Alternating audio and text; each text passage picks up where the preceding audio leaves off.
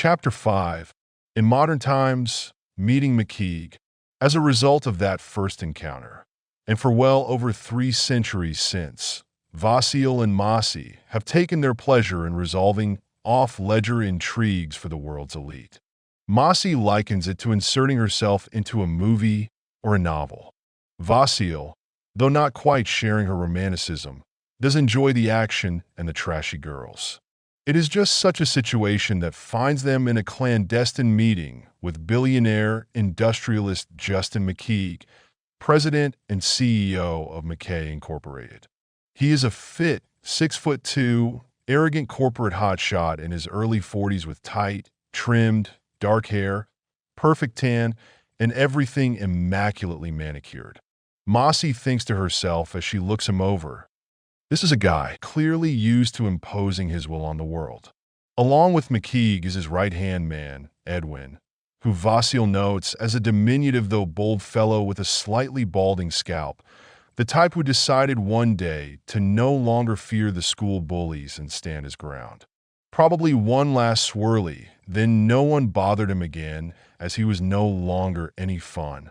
Vasil chuckles ever so slightly at the thought of a young Edwin shoving his own head into a toilet and yanking down the handle, just to prove he would no longer be intimidated or pushed around. Masi senses Vasil's unacknowledged chuckle makes McKeage a bit unnerved. McKeage himself notices he is quite subdued from his usual dominance as he stands in the commanding presence of Vasil, who is a rather imposing figure looking out from under his broad-rimmed hat, and Masi with her ever-present sword at her side. McKeage is seeking their assistance, as they are the most highly recommended agency there is for resolving discreet affairs, such as the matter at hand. A game-changing secret has been stolen and must be recovered for final delivery, he confides. As always, Vasil and Masi require complete disclosure as a prerequisite before deciding if they will render services. However urgent a prospective client may feel their needs to be, they accept only select assignments which satisfies their parameters for involvement. Payment is of no concern, other than to be considered legitimate, since the wealth and resources they have accumulated over time has long been incalculable. Rather, it is the quality of the intrigue that interests them. Their complete confidentiality is unquestioned. McKeage is explaining, it's known that everything has its own unique resonant frequency, sort of a cosmic fingerprint, if you will. Are you referring to energy fields? Asks Vasil.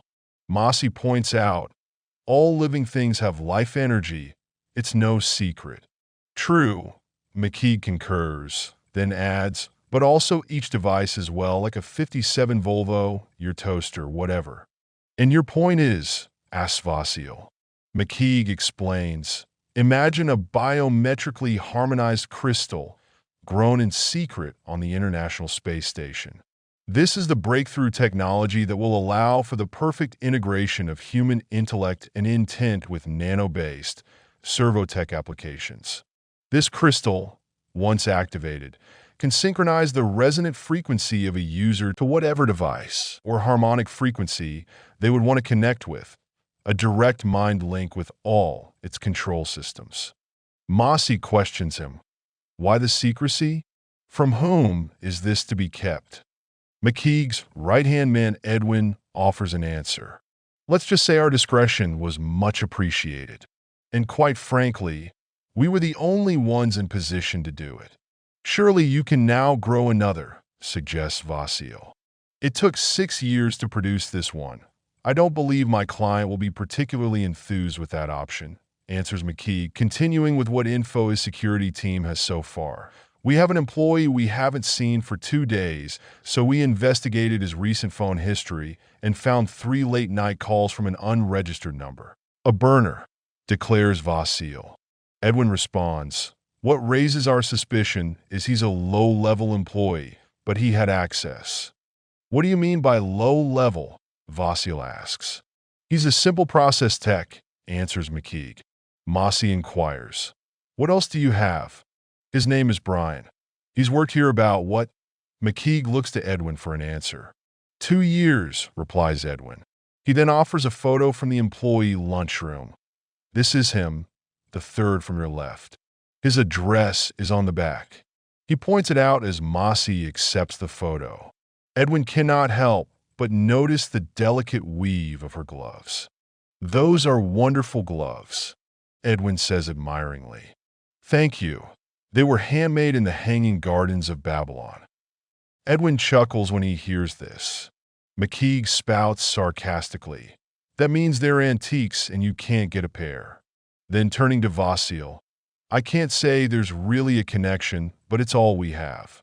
Masi wonders aloud, if this crystal is so valuable and important, how is it that some low-level employee can access it in the first place? "A fair question," McKeage responds. "If you move things around the major labs, it gets noticed." Vasil sums it up.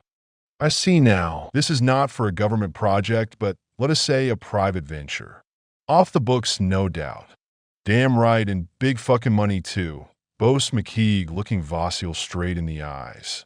Vasil chuckles, "But of course,